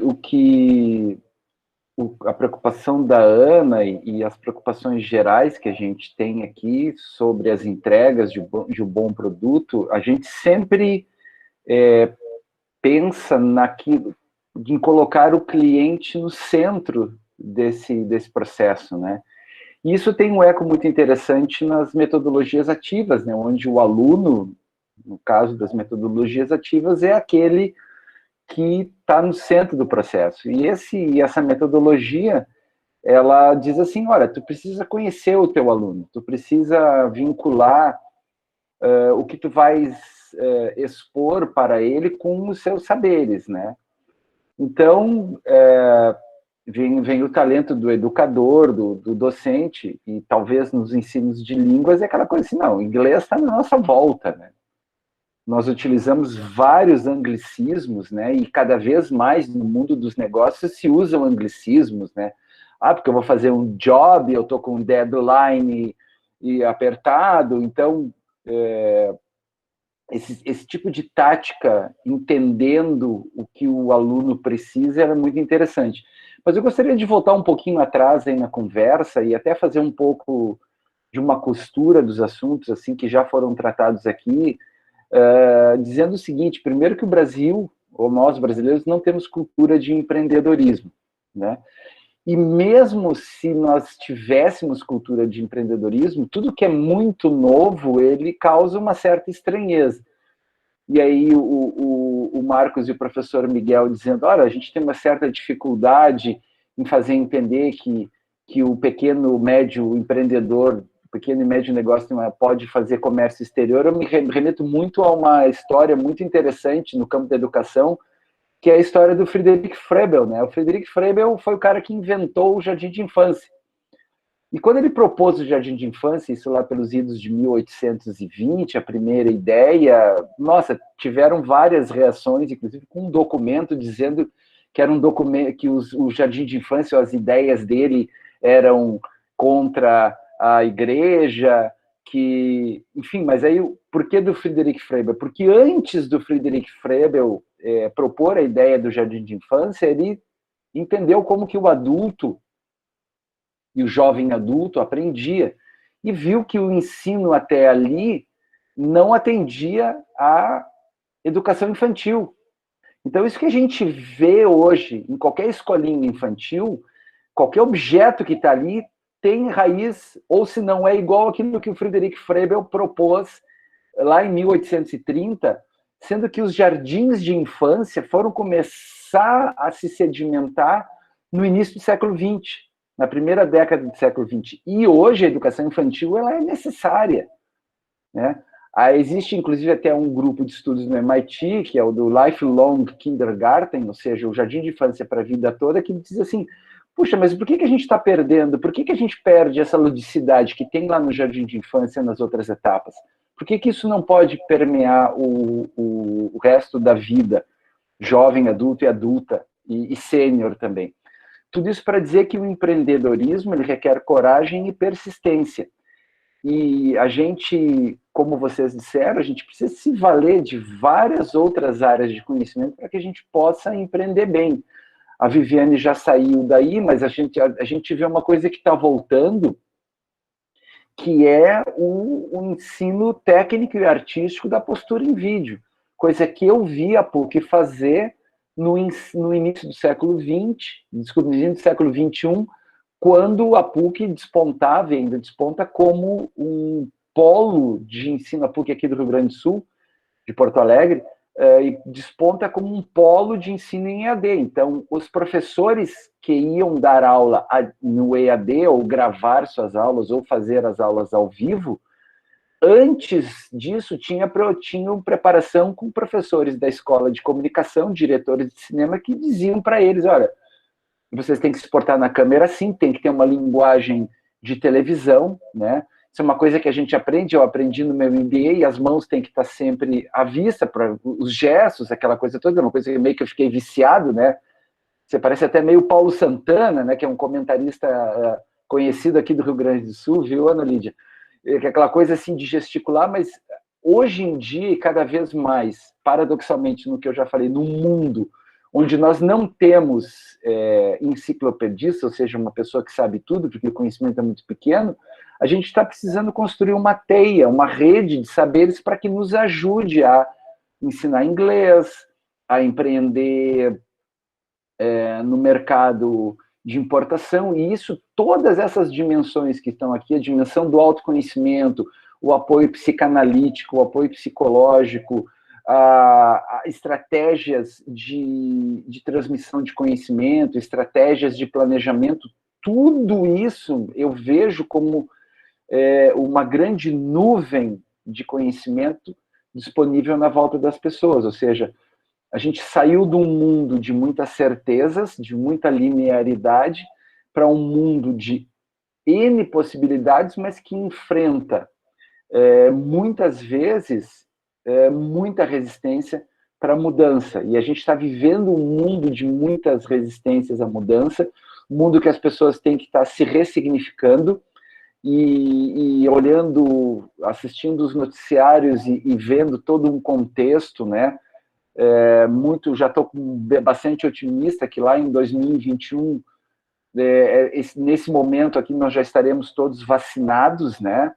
Mas eu vejo que estaremos todos vacinados, porém, esse impacto do cuidado com a nossa asepsia, ele vai manter coisas que a gente já deveria ter antes, né? Não é por causa da Covid-19 causada por uma variação de um vírus comum, que é um vírus corona, que está aí na humanidade há muito tempo, e já matou muita gente, o vírus corona, as influenzas mataram muita gente, mas eu vejo que daqui para frente, toda a nossa vida vai ser ressignificada, e nós vamos precisar cada vez mais de muitos profissionais para nos ajudarem, profissionais da área de vídeo, profissionais da área da psicologia, profissionais da área do negócio, profissionais da área do empreendedorismo, profissionais da área de decoração, profissionais da área de marcenaria, profissionais da área de medicina nem se fala, e por aí vai, jardineiros, corretores de imóvel, que acho que as pessoas vão fugir dos apartamentos agora para pensar, opa, daqui a pouco vem uma outra pandemia aí, eu quero mais espaço para me expandir, tomar sol, enfim. É nesse ponto que eu encerro aqui essa minha contribuição aqui. Nós estamos vendo cada vez um mundo mais interconectado e mais interdependente de saberes, né? E a gente precisa entender que agora a grande moeda de troca vai ser a nossa empatia, a nossa vontade e possibilidade de ajudar.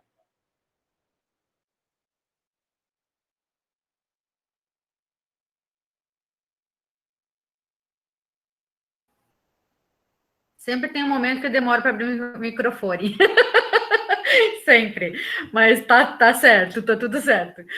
Luiz, obrigada pelas tuas considerações. Acho também que foi um bom fechamento, né, com relação a essas questões. Tá super gostoso esse bate-papo, porque eu adoro ficar batendo um papo aqui, né? E principalmente quando a gente tem mais pessoas aí para debater e mais mentes aí que cintilam aí conhecimento e que a gente pode estar sempre fazendo trocas. Isso para mim é fantástico. Mas a gente tem que encerrar, né? Então eu vou deixar aqui para um espaço rápido para que todos os parceiros hoje façam suas colocações breves. Luiz, tu volta depois para falar do nosso evento amanhã, tá? Para a gente encerrar. Então, eu queria que cada um de vocês deixasse uma mensagem final, uma consideração final, para a gente poder encerrar essa live de hoje, que eu achei muito bacana. Ana, tu quer começar?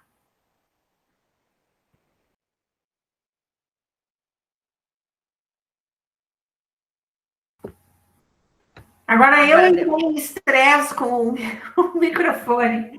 Não, para encerrar, quero dizer que o papel do profissional, seja executivo, empreendedor, no início, no meio ou no fim da carreira, é sempre uma pessoa multifacetada, não trabalha nunca sozinho, as pessoas não estão trabalhando sozinhas, sempre estão em rede, sempre é um sistema, e a gente não tem que entrar na obrigação de saber tudo realmente, porque o sistema, ele se forma, se molda a partir da nossa necessidade.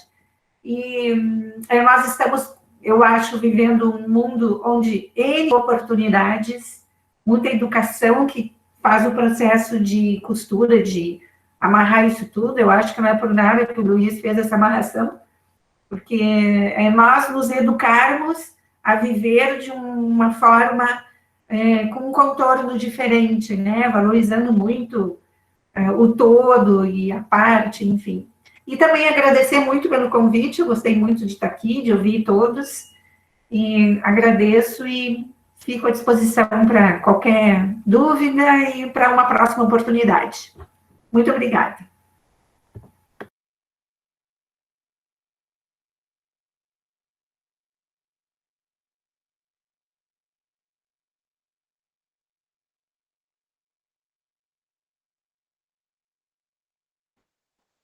Obrigada, Ana. Deu uma travadinha aqui na conexão, não estava conseguindo dar continuidade.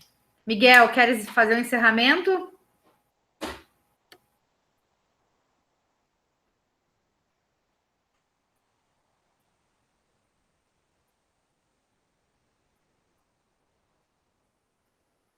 Também estava brigando com o meu microfone, agora deu.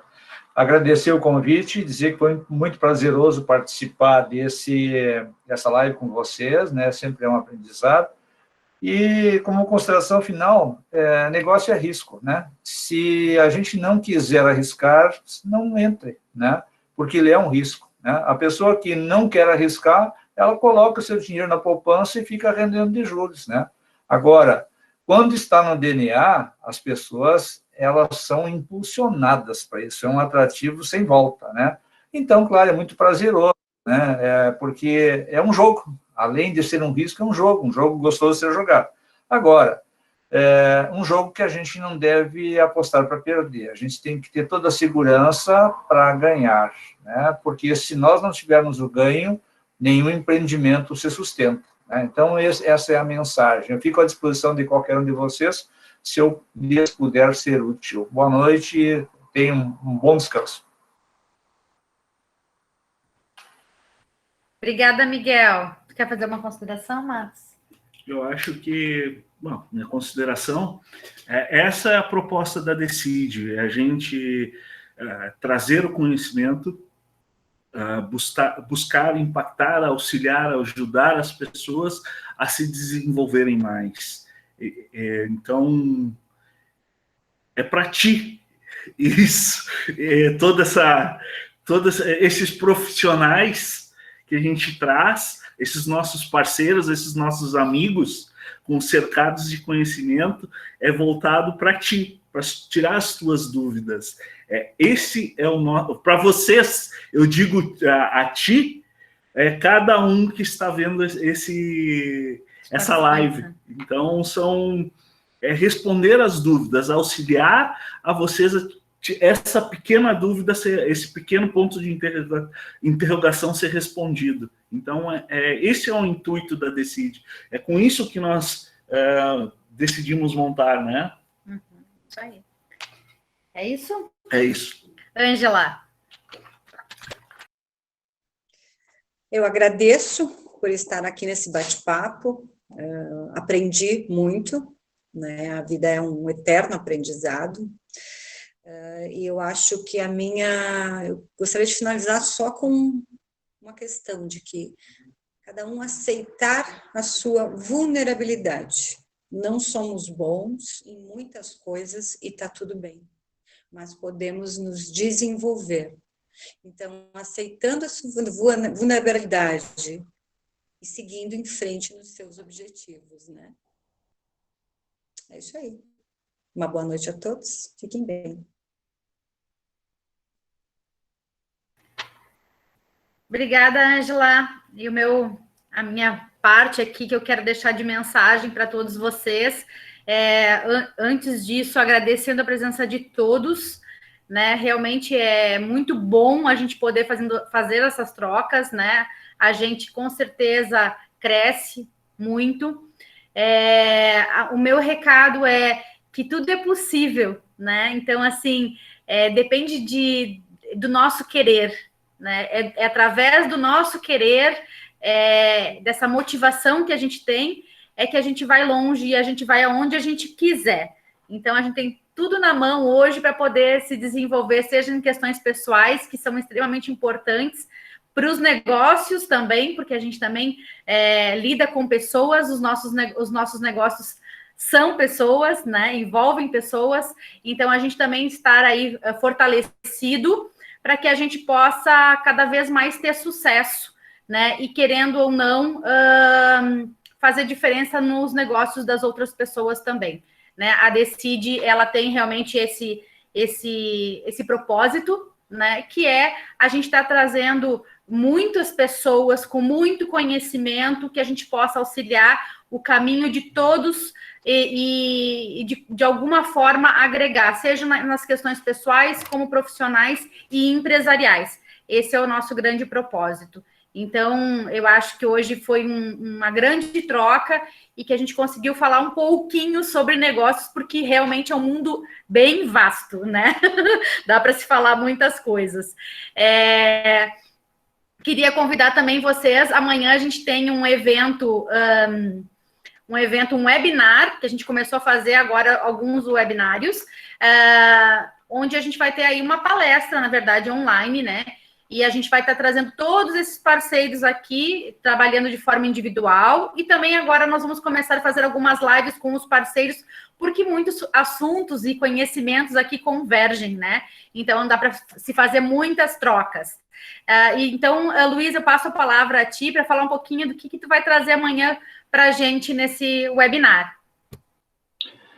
Bom, primeiro eu vou agradecer a oportunidade de estar aqui com vocês, como a Ângela disse, num momento de aprendizado, e porque sempre a gente está aprendendo, e acho que uma coisa que a gente pode dizer de todos aqui é que todos aprenderam a aprender, e isso é muito importantíssimo, né? E essa mensagem que eu tento passar como educador e basicamente agora como um estudioso um pouco mais aprofundado dessa questão das tecnologias digitais no processo ensino-aprendizagem. E amanhã, às 20 horas, a gente vai começar a discutir, embora parece que o palestrante, aquele cara que saiba tudo, mas o palestrante é um modesto estudioso do assunto, que vai colocar uma questão baseada em alguns estudos, e a pergunta é se as tecnologias podem mudar ou não a educação, né?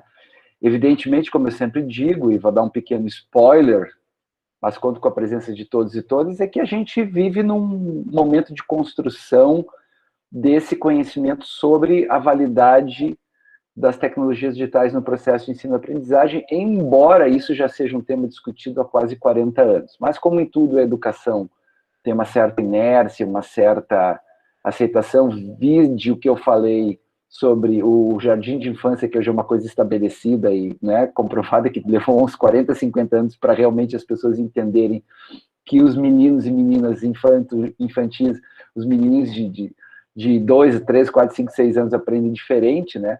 A gente também está passando por essa questão desse paradigma. Evidentemente, como disse muitas vezes a professora Lúcia Girafa, uma amiga querida e para mim uma mestra, uma mentora, a gente agora, tudo isso que nós estamos falando há 30 anos, basicamente, agora as pessoas estão se dando conta que, opa, eu preciso pelo menos conhecer um pouco mais disso. E não é só a questão de operar um software ou operar um computador, é trazer o lugar do professor, onde que eu estou nesse momento, dentro desse processo de ensino e aprendizagem com as tecnologias. Então, vai ser um convite a uma reflexão, né? Então, por isso, amanhã, a partir das 20 horas, a gente vai estar aí apresentando algumas ideias, umas ideias de um feixe limitado de tempo e espaço, porque isso é um campo de estudo muito grande, né? Nesse meu campo de estudo de quase 30 anos, agora um pouco mais focado em um determinado assunto para preencher os pré-requisitos do mestrado, né? Mas a gente vai tentar discutir isso amanhã e a gente vai tentar ver se realmente as tecnologias digitais podem ou não modificar os processos de ensino-aprendizagem e educação. Então, gente, muito obrigado, boa noite, se cuidem, sigam as prescrições da Organização Mundial de Saúde, usem máscara, se isolem o máximo possível e, se possível, fiquem em casa. Obrigada, Luiz. Amanhã realmente vai ser incrível, vai ser muito bom. Vamos refletir mais um pouco, né, sobre como as tecnologias digitais podem transformar a educação.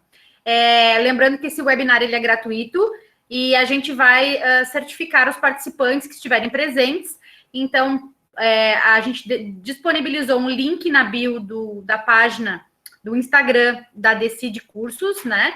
Então, é só se inscrever lá e participar. Mais um evento que a gente vai estar trazendo essa semana é uma live, num horário um pouco diferenciado, porque nossa live é sempre no domingo às 18, mas a gente vai estar trazendo uma live na quarta-feira às 20 horas, que é sobre como fica a sexualidade na pandemia, com uma parceira da Decide, a Kênia Capra, e vai estar trazendo um outro aspecto aí para a gente falar desse momento atual que a gente vive. Eu agradeço imensamente a participação de todos vocês e desejo uma boa noite a todos e um excelente início de semana. Um beijo no coração de vocês e espero vê-los em breve. Um beijo grande. Tchau, tchau. Boa noite. Uma excelente semana.